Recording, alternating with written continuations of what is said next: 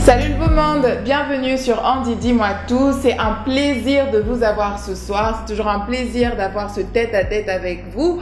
Merci d'être aussi nombreux à participer, à donner vos impressions. Comme promis, les dimanches sont les moments d'échange sur les sujets que vous envoyez, vos témoignages et vos réactions.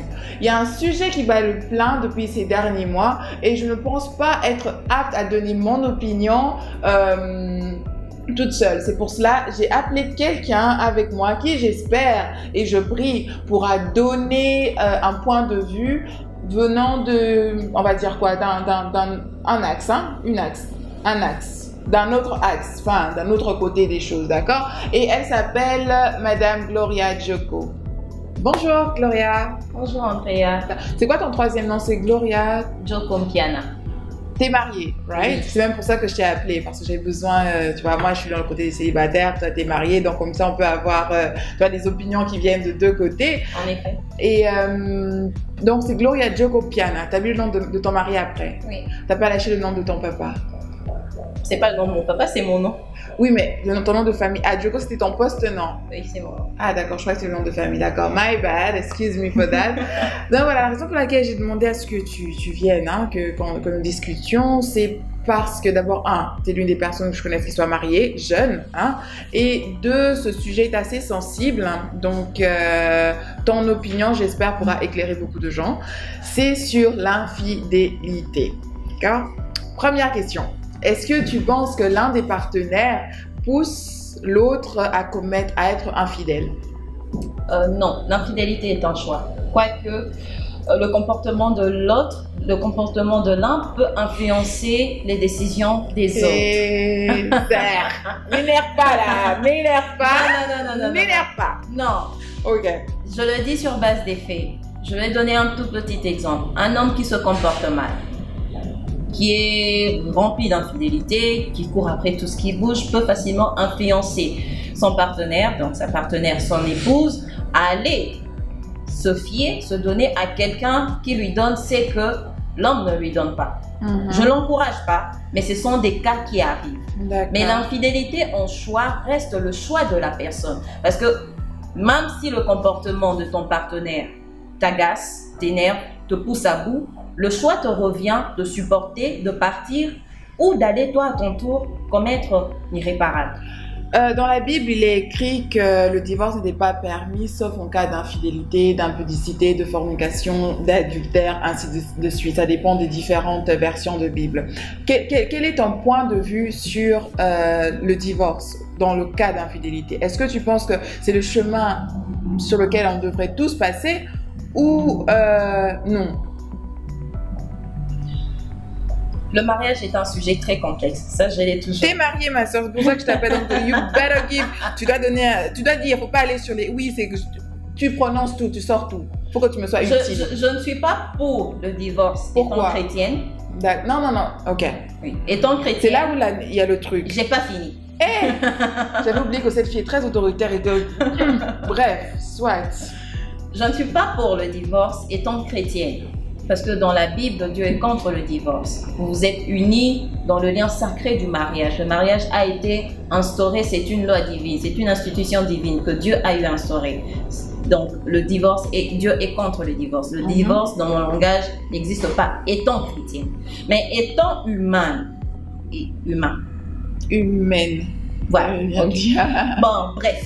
Yeah. Étant une personne humaine, on peut arriver à accepter le divorce, cela dépend des cas. Dans le cas de l'infidélité, même dans la Bible, c'est recommandé de pouvoir divorcer lorsqu'il y a cas d'infidélité. La Bible recommande de pardonner ou de partir. Donc, lorsque vous acceptez de rester et de pardonner, il faut carrément oublier et reprendre à zéro et continuer. D'accord. Mais lorsque vous acceptez de divorcer, vous pouvez tourner la page, vous partez, et ça, la Bible le recommande. Mais c'est vrai que dans le cas de divorce, il y a aussi des enfants les enfants qui sont au milieu de tout ça et c'est difficile pour leur vie et tout. D'accord, mais je vais rester sur le fait que tu as dit si tu décides de rester, tu pardonnes et vous continuez. On a vu ces derniers mois le fait que certaines jeunes femmes, enfin les messieurs c'est un peu rare, ont carrément exposé leurs maris qui ont été infidèles. Et selon elles, c'est sans doute pas la première fois qu'elles deviennent, qu'ils sont infidèles, d'accord? Est-ce que tu es pour ou contre le fait d'exposer le mari ou la femme, d'exposer le conjoint? Allons comme ça. Ça dépend d'où on expose cette personne. On peut aller vers la famille, on peut aller vers les parents, on peut aller vers les hommes de Dieu pour essayer de trouver solution au problème. Une médiation un peu, oui. Voilà. Mais exposer face aux réseaux sociaux, là, je suis contre. Les réseaux sociaux, c'est une mode de vie que nous avons adoptée aujourd'hui. Mais c'est pas la réalité. Tout ce qui se passe sur les réseaux sociaux, attends, je peux aujourd'hui rentrer chez moi, je rentre en taxi, mais quand je prendrai la photo, ça sera comme si j'étais dans ma voiture. Vous voyez un peu. Les réseaux sociaux, c'est pas la réalité, c'est pas la vie. Nous ne sommes pas obligés d'exposer nos vies sur les réseaux sociaux.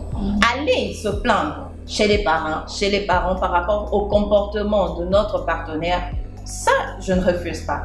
Mais s'exposer ou exposer son partenaire sur les réseaux sociaux, c'est nous exposer nous-mêmes. Nous nous exposons nos saletés nous-mêmes. Nous nous faisons insulter. Nous ouvrons les portes à des personnes qui n'en valent pas la peine de commencer à parler de notre vie. Exactement. Et ça, ce n'est pas encouragé. Quoique nous comprenions, nous n'avons pas tous la même éducation. Et nous n'avons pas aussi la même force mentale. Voilà. C'est là où il faut arriver. Oui, c'est ce que j'avais même eu à dire la dernière fois. Chaque personne a sa manière de réagir face à un problème. Il y a certains qui trouvent recours entre les mains d'une amie et d'autres entre les mains d'un pasteur. Et certains, ils se trouvent mieux de se donner aux réseaux sociaux. Vous voyez un peu. Donc, ça dépend de la mentalité d'une personne à une autre et de la personnalité de quelqu'un. Et aussi du rang social de la personne, si on pense peut que dire. Ça joue Oui, ça joue un peu aussi, je peux dire, si c'est une personnalité publique, la personne a eu à adopter le fait de vivre une vie ouverte, publique. Donc, pourquoi on va s'en plaindre? Je comprends exactement. Aujourd'hui, Kim Kardashian, si elle va se plaindre que Kanye West est infidèle, elle a accepté de vivre la télé-réalité. Elle ne verra que montrer le tout. C'est ça leur vie. On va pas s'en plaindre. D'accord. Je comprends ça, mais écoute, si on doit regarder le cas d'homicide, par exemple, il y a certaines femmes qui vont jusqu'à tuer leur conjoint parce que celui-ci a été infidèle. Est-ce que, c'est vrai qu'il n'y a pas de rapport entre une vie et exposer quelqu'un, mais est-ce que tu penses que ces personnes qui soit tuent ou exposent sur les réseaux sociaux sont d'une certaine façon arrivées à bout quand même? Parce que si on doit porter les chaussures de ces femmes ou de ces messieurs, peut-être qu'on aurait aussi réagi de la même façon, ne penses-tu pas? Je dis toujours face au problème d'un couple, il y a beaucoup, il faut avoir beaucoup de retenue. Parce que à la place de l'autre, peut-être qu'on aurait agi, on aurait fait pire. Exactement. C'est là où je veux arriver. Donc, faut qu'on arrête quand même de pointer les gens disant t'as mal fait, t'as exposé ton mari, t'as fait ceci. Voilà. Alors que, même si c'est vrai, elle a eu tort, mais vous aurez peut-être pu faire pire. Il y en a qui tuent leur mari. Exactement. Il y en a qui empoisonnent. Il y en a qui carrément tuent même toute la famille et les enfants. Donc, et tu craques à la fin et tu te tues. Ok, end of the story. Je crois que c'est la fin de la vidéo aussi, on s'est déjà tué. D'accord, merci. Ben, c'est vraiment, je crois qu'on va s'arrêter là. Je crois que je sais pas si tu as un mot de la fin pour qu'on puisse du côté une business. Ouais, comment elle est habillée, comment je suis habillée, moi, on est tous, enfin, deux mondes différents. Elle doit vaquer à ses occupations. Est-ce que tu as un mot pour ces femmes qui vivent avec quelqu'un d'infidèle ou ces hommes qui vivent avec une femme infidèle je sais même pas s'il y a des conseils à donner. Le choix Non, il y a toujours des conseils à donner, tu sais. Surtout lorsqu'il y a des enfants, ça devient plus compliqué. Lorsqu'il n'y a pas d'enfants, vous êtes libre de prendre le chemin que vous voudrez, chacun. Mais lorsqu'il y a des enfants, il y a beaucoup des décisions qu'il faut prendre, il y a beaucoup de choses qu'il faut réfléchir dessus. Je sais que l'infidélité détruit. L'infidélité, déjà dans le copinage, l'infidélité, c'est une mauvaise chose. Ça détruit. Et alors dans le mariage, c'est encore pire.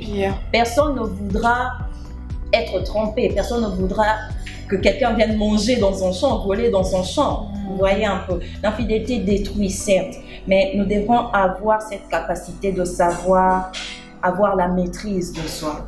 C'est vrai que ça peut t'anéantir. Il y a des gens qui peuvent rester coulés au sol pendant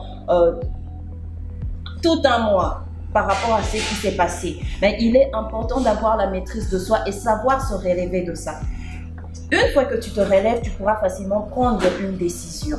C'est vrai, je n'encourage pas les femmes à accepter les infidélités des hommes, ou encore moins maintenant, c'est les ça hommes le problème de la société africaine. Je sais qu'il fallait qu'on puisse conclure, mais c'est ça le problème avec la société africaine, c'est que on demande à la femme d'accepter ça. Non. Or, quand c'est l'inverse, directement, c'est oui, tu dois la répudier et tout ça.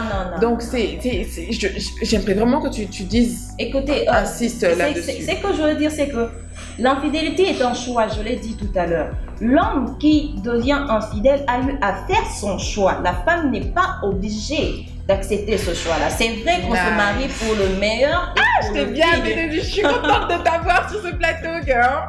Mais lorsqu'on s'engage, on prend un engagement, cela ne veut pas dire qu'on accepte le choix de l'autre, quand bien même ce choix est néfaste même pour notre propre santé.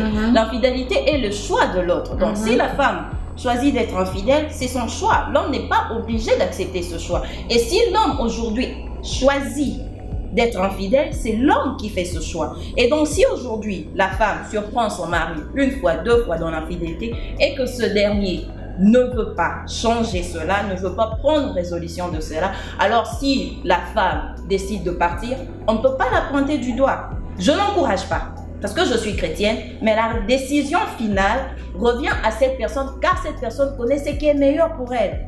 Nous, on peut beau parler, mais c'est la personne qui vit ce moment-là qui peut savoir qu'est-ce qui est mieux pour elle. Si elle est en train de souffrir, si demain elle va en mourir, ce n'est que elle qui le saura. Donc, je demanderai aux familles, aux églises, de pouvoir aussi savoir se mettre dans la peau de l'autre pour essayer de comprendre ce que la personne vit, pour pouvoir mieux l'orienter. Parce que l'infidélité, c'est réellement une chose qui tue cette société, c'est un anti-valeur et ça tue la personne. Une fois, deux fois, trois fois, vous allez vous réveiller un bon matin, quelqu'un a eu à se suicider. Pourquoi? Parce que l'homme a été infidèle. Oui, on va insulter la femme. Moi, c'est Zoba, Omi Bomi pour la mobile. Mais vous ne savez pas ce que ça crée dans la santé mentale de la personne. Ouais, c'est vrai. Donc, il ne faut pas encourager les femmes à pouvoir accepter. En encourageant les femmes à pouvoir accepter, c'est donner la têtutesse, la tête dure à l'homme de pouvoir continuer dans ça. Et qu'est-ce que nous sommes en train d'engendrer? Quelle génération nous sommes en train de créer? Exactement. Même nos enfants qui viendront, qu'est-ce qu'ils auront dans la tête? Ok, l'homme aujourd'hui peut ne pas respecter la femme. La société sera toujours de son côté parce que la femme a le devoir de tout accepter parce que la femme doit être soumise. Pourquoi tu commences à t'énerver? On se calme, tu me fais peur. Okay. C'est un sujet qui m'énerve. Je crois qu'on va en reparler encore après hein? Je vais te laisser partir pour cette fois-ci. Merci d'avoir suivi cette vidéo jusqu'à la fin. Je remercie Gloria Jocompiana d'avoir répondu présente à mon invitation, partager ses connaissances à elle. Le seul conseil que je peux rajouter, c'est de faire en sorte que Dieu soit votre troisième corde. Je vous invite à lire Ecclésiaste 4:12 où on dit que un fil à 3 cordes ne se rompt pas. Il y a toi, il y a ton conjoint et mettez Dieu au milieu. Je vous embrasse très fort et je vous dis à très bientôt. Merci à Johan Prod, merci à Zuri Hair, merci à Hot & Cold de nous avoir permis d'avoir ce beau décor. Hot & Cold, ça se trouve juste en face de CTC Mall en diagonale comme ça. Bisous à vous et à mercredi.